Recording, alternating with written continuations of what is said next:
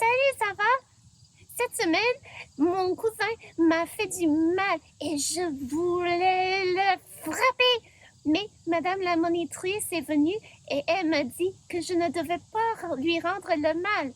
Et quand j'ai demandé pourquoi, elle m'a expliqué plein d'histoires, de la littérature et d'autres choses. Puis elle a parlé des vérités universelles et j'étais un peu perdue. Quand elle commence sur les histoires, c'est long.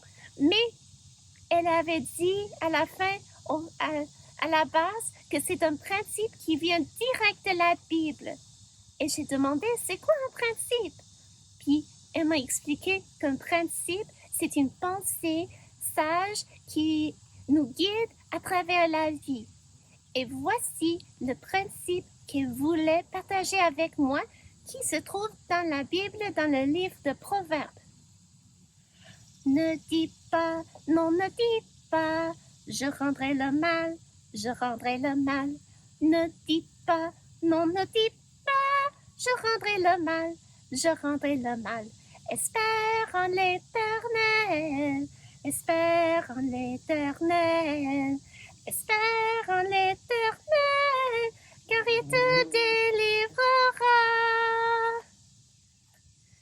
Donc, ces paroles viennent presque exactes de la Bible. Et ça dit de ne pas rendre le mal pour le bien. Et si tu te dis, mais ça ne fait pas de bon sens, si on me fait du mal, je vais lui donner un claque en face ou quelque chose. Mais on sait que c'est mauvais, mais ça n'empêche pas qu'on veut le faire. Mais tu sais quoi?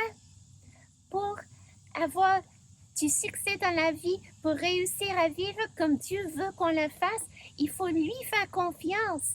Et il faut faire confiance à sa parole qui nous donne le bon côté à suivre ou le bon chemin à suivre.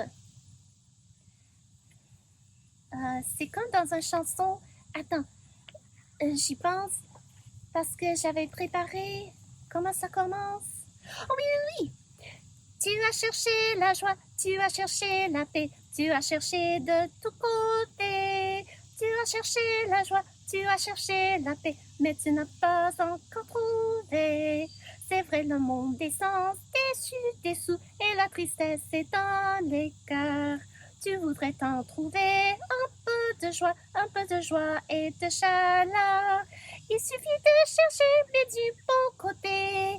Tourne-toi vers Jésus. Il suffit de chercher, mais de bon côté. Tourne-toi vers Jésus. Tu as cherché longtemps la bonté, l'amitié. Tu as cherché de tous côtés.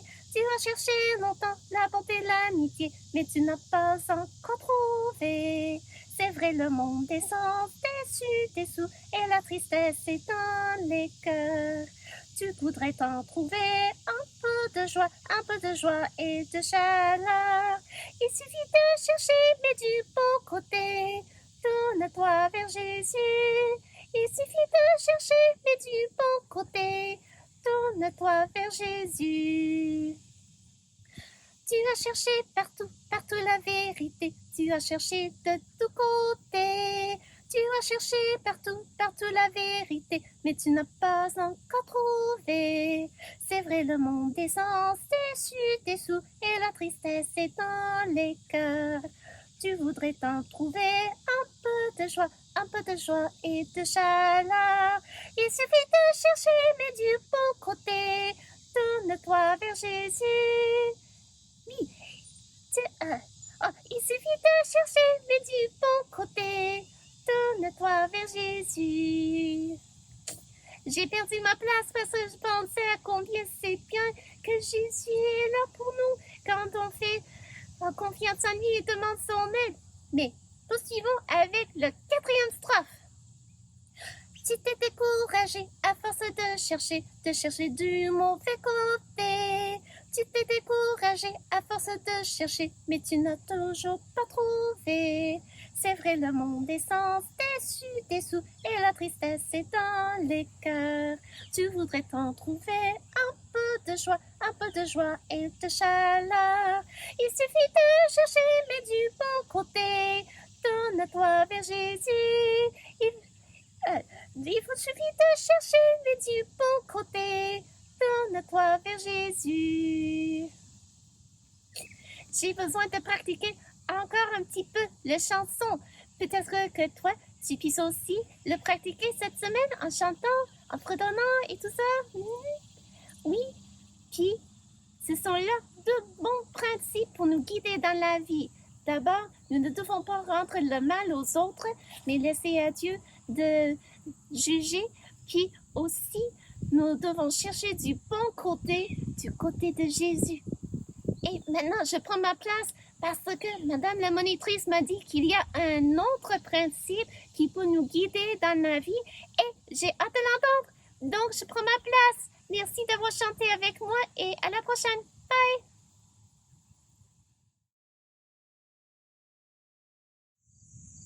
Oh, salut! Je suis contente que tu es là. J'ai ici des mauvaises herbes qui poussent un peu partout.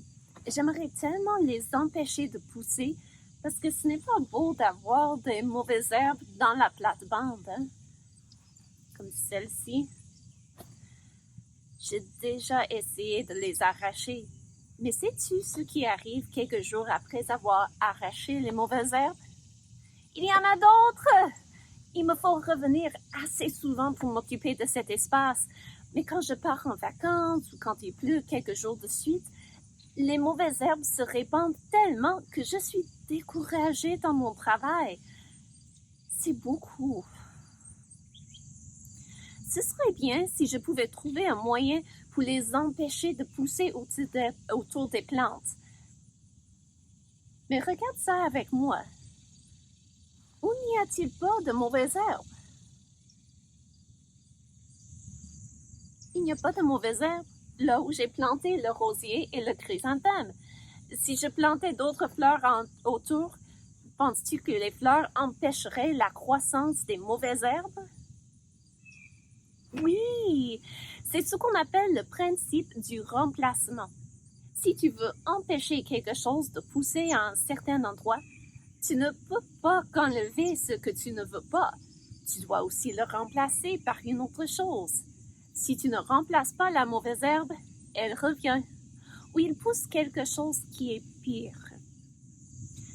Le principe du remplacement, la Bible nous parle de cela. Regarde avec moi en Luc au chapitre 11. À un moment donné, Jésus parlait à une foule qu'il avait vu délivrer un homme qui avait été possédé par un démon.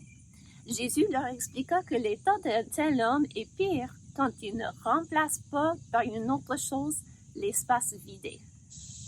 Luc 11, 24 nous dit « Lorsque l'esprit impur est sorti d'un homme, il va dans les lieux arides pour chercher du repos. N'en trouvant point, il dit « Je retournerai dans ma maison », c'est-à-dire dans l'homme qui possédait, d'où je suis sorti. Et quand il arrive, il la trouve balayée et ornée, en d'autres mots, vide et propre. Alors il s'en va et il prend 7 autres esprits plus méchants que lui. Ils entrent dans la maison, c'est-à-dire dans la personne, s'y établissent, et la dernière condition de cet homme est pire que la première. Tu ne dois pas avoir peur d'être possédé par un mauvais esprit si tu as déjà cru en Jésus comme ton sauveur, parce que ça ne peut pas arriver à une personne qui a mis sa confiance en Dieu. La Bible dit que ceux qui ont cru en Jésus sont le temple de Dieu et que l'Esprit de Dieu habite en vous. 1 Corinthiens 3,16. Mais ça peut arriver à ceux qui n'ont pas cru en Jésus comme sauveur. Et dans cet exemple, Jésus nous décrit le principe du remplacement. Le fait que quand nous enlevons quelque chose de notre vie, nous devons la remplacer. Sinon, la chose revient et notre dernier état est pire qu'au début.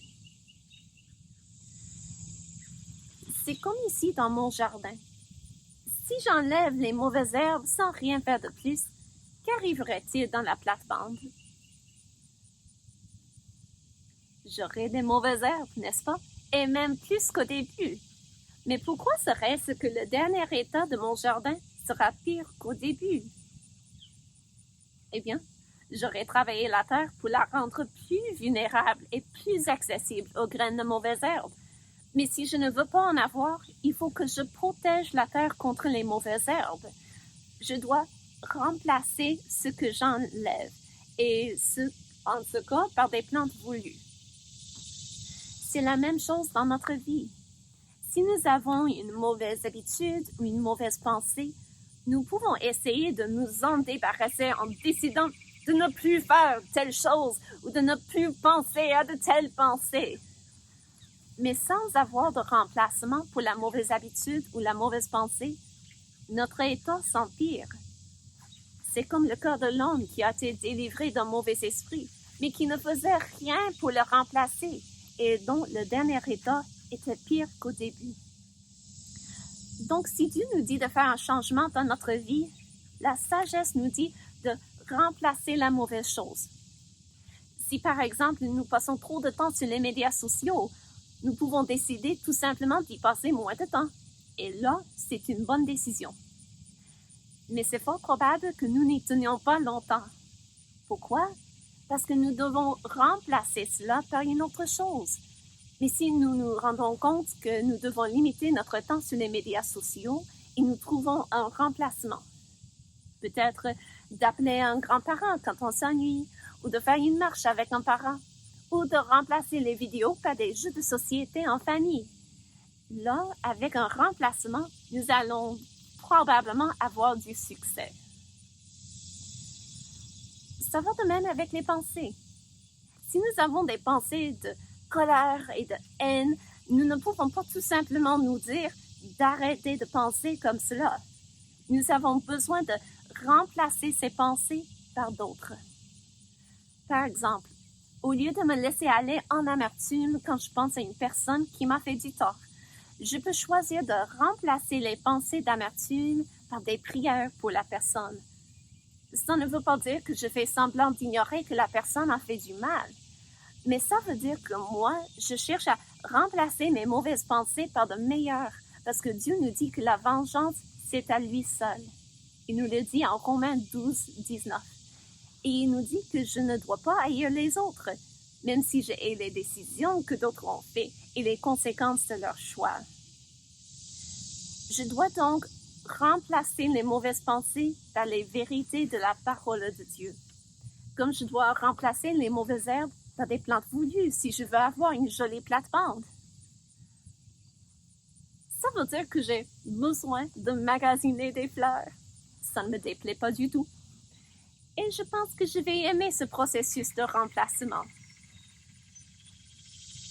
Et toi, as-tu des choses à remplacer dans ta vie? N'oublie pas que tu peux toujours demander l'aide de Dieu et chercher sa volonté pour ta vie dans sa parole. Que Dieu nous aide à suivre ses instructions. Merci d'être là et Dieu voulant, à la prochaine.